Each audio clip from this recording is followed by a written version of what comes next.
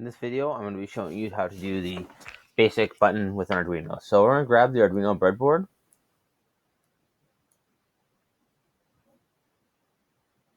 And I think I just dropped 2 of them. Let's take Control Z. Undo. Okay.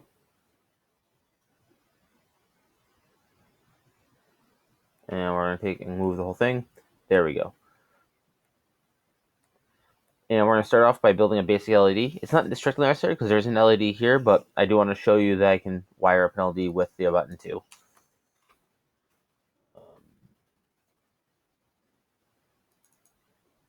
Let's get rid of all that. I'm going to grab the LED. I'm going to rotate him so my anode is towards the breadboard. I'm going to run a resistor from the other lead there.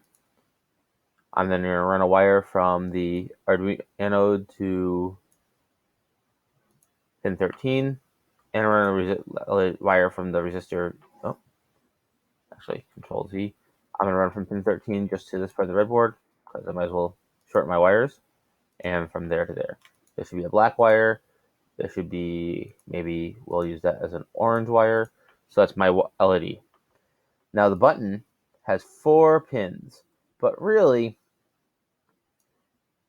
it's just 2. This is terminal 1B and 1A. These are always tied together. And this terminal 2B and 2A, these are always tied together also. When I press the button, it connects 1 to 2. And what we're going to do is create a simple pull-down circuit.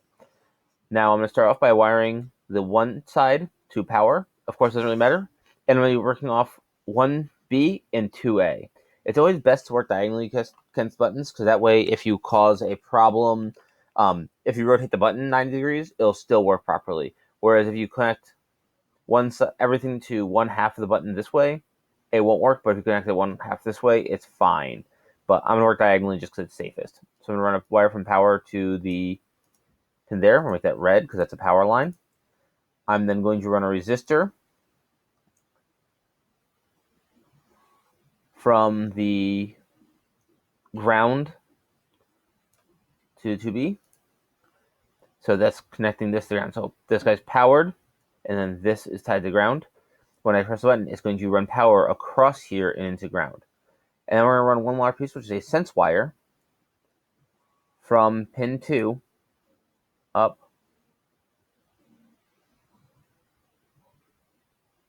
over to here.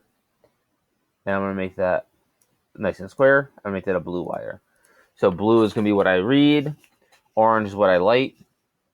And this is actually not in the right spot. So we're going to take and highlight him and move that connector back over there. Now, that's connected parallel to this resistor.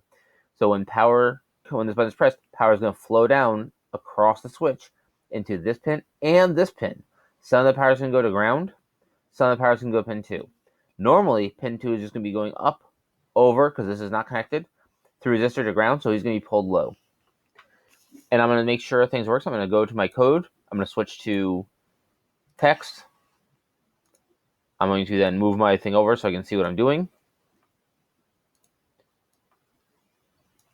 And I'm going to start simulation. The basic code that's always in here is the blink. That's going to tell me if the LED is wired up properly. Let's start fixing this code. First thing we're going to do is we're going to do int LED pin is equal to 13, because that's the pin we're tied to. Int butPin is equal to 2, because that's what we're plugged in there. And then do bool, which is a true or false, by default false. And that's going to be what we use to record whether or not the button's pressed. In our setup, we need to change 13 to LED pin. And we're going to just steal this entire line because I'm lazy. And we're going to change this to butPin. And he's going to be an input because we're going to be reading the value. And now just to test the button, we're also going to start a serial debugger. Print Serial.begin. 9600, which is just a magic number. That happens to be a good value for that. And we're going to do Serial.println digital read, because we're reading value, butPin, and he's going to tell us what the value of butPin is at all times. I'm going to open my silly bugger. I'm going to hit start simulation, and it's going to say 0, 0, 0, 0, and press the button. It's going to say 1, I let go, it's going to say 0.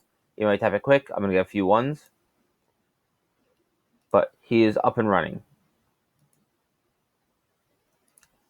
I'm now going to take and go, we're going to say pressed,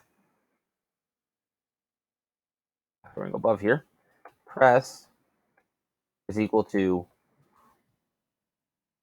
digitalRead butPin. And then we're going to print the status of pressed.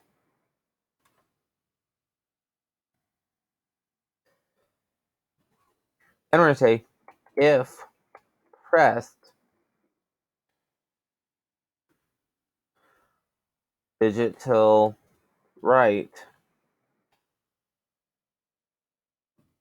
ledPin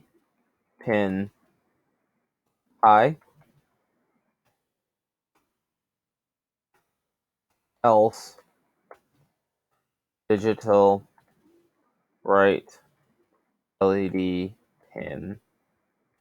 O. Now if I start the simulation and I press the button, light turns on, I let go, light turns off. It fades out just because this code is running very slow. It hasn't even got to the second. It's based on how fast your computer is, how fast they'll simulate. So now we have the basic structure. Now, having this turn on is kind of boring. Let's make it blink twice. So we're going to add a delay of, say, 500 milliseconds. Now let's do 250. And then we're going to, oh, I forgot this parenthesis. I forgot a semicolon. And I'm going to steal code for myself.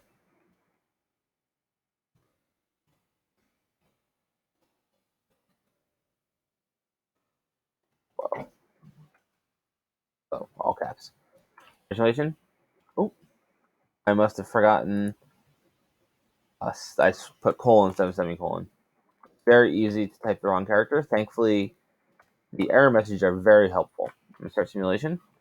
I tap the button once. It blinks twice. If I press and hold the button, it's basically just going to blink all the time. But if I tap it, blinks on, blinks off, blinks on, blinks off. So there's a very basic button code for Arduino and circuit.